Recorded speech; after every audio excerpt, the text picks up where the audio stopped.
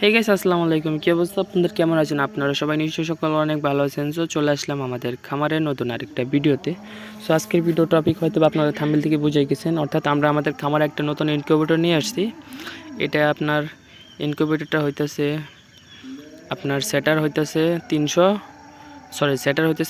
Hatcher হইতেছে 300। ঠিক আছে, এটা আপনার 800 সেটার, 300 হ্যাচার।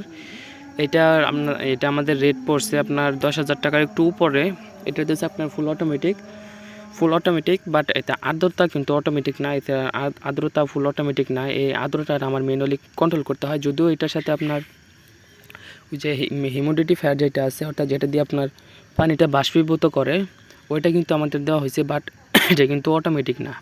অর্থাৎ এটা চালু করে রাখলে আপনার বাষ্প হইতে থাকে, বাট আপনার যখন ওই আর্দ্রতা আপনার হয়ে যাবে, অর্থাৎ যেহেতু 65 পর্যন্ত আর্দ্রতা লাগে সেটার টাইমে, অর্থাৎ 65-এর উপরে উঠলেও কিন্তু এটা অফ হয় না। যে কারণে আমরা হিউমিডিফায়ারটা ইউজ করি না। এটা আপনার অটোমেটিক করে তারপরে এটা ইউজ করা যাবে, অর্থাৎ মানে অটোমেটিক, ফুল অটোমেটিক।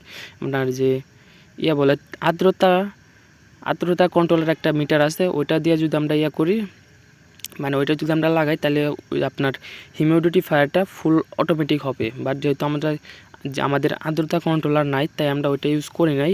মানে আপনার ওই যে হিউমিডিফায়ারটা ইউজ করে নাই, আমরা ম্যানুয়ালিভাবে আর্দ্রতাটা মেনটেন করতেছি। যদি আমাদের প্রথমে একটু প্রবলেম হয়েছিল, তারপর আর প্রবলেম হয় নাই।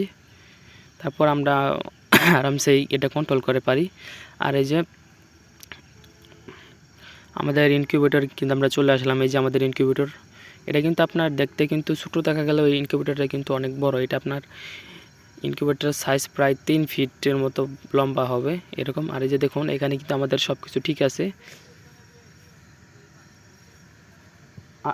আর্দ্রতা আছে 60, আর হইতেছে আপনার আর্দ্রতা হইতেছে 60, অর্থাৎ যেহেতু 55 থেকে 65 পর্যন্ত আমাদের লাগে, বাট এখানে আর্দ্রতা আপনার 60 আছে, এই জন্য এনাফ।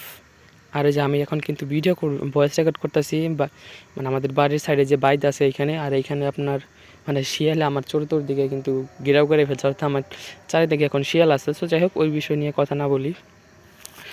আর এই যে আমাদের কিন্তু সব কিছু ঠিক আছে। এই যে তাপমাত্রাও ঠিক আছে। তাপমাত্রা যেহেতু ফুল অটো, ওইটা নিয়ে আমাদের কোনো ঝামেলা নাই। বাট আর্দ্রতা কিন্তু অটো না, ওইটা আমাদের ম্যানুয়ালি কন্ট্রোল করতে হয়। বাট আর্দ্রতা কন্ট্রোল করা কিন্তু তেমন একটা ব্যাপার না।